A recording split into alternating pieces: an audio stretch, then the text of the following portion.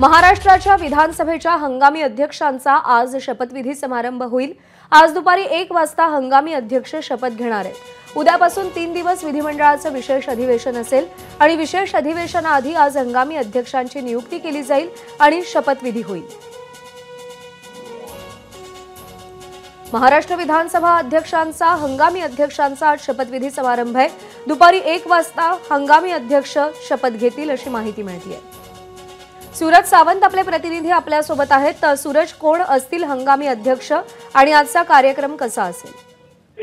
प्रज्ञा, नक्कीच आपण पाहतोय की काल भव्य असा शपथविधी झालेला आहे महायुतीचा आणि त्यानंतर तिघांनीही म्हणजे शपथ घेतलेली आहे। त्यामध्ये प्रामुख्याने नवे मुख्यमंत्री देवेंद्र फडणवीस, अजित पवार आणि एकनाथ शिंदे यांनी उपमुख्यमंत्री पदाची शपथ घेतली। त्यानंतर काल कॅबिनेट झाली आणि कॅबिनेटच्या ठरावामध्ये देखील हंगामी अध्यक्ष निवडणं हे अपेक्षित असतं। त्यानुसार आज दुपारी 1 वाजता विधानभवनात त्यानंतर तो ठराव केला जाईल आणि पुढे हंगामी अध्यक्ष म्हणून निवड केली जाणार आहे। या निवडीमध्ये तर प्रामुख्याने पाहिलं तर भाजपकडनं ज्येष्ठ आमदार कालिदास कोळंबकर यांचं नाव चर्चेत आहे आणि त्यानंतर अन्य काही नावं आहेत। मात्र कालिदास कोळंबकर यांचं नाव सध्या चर्चेत असल्याचं कळतं आहे विधानसभा हंगामी अध्यक्ष म्हणून।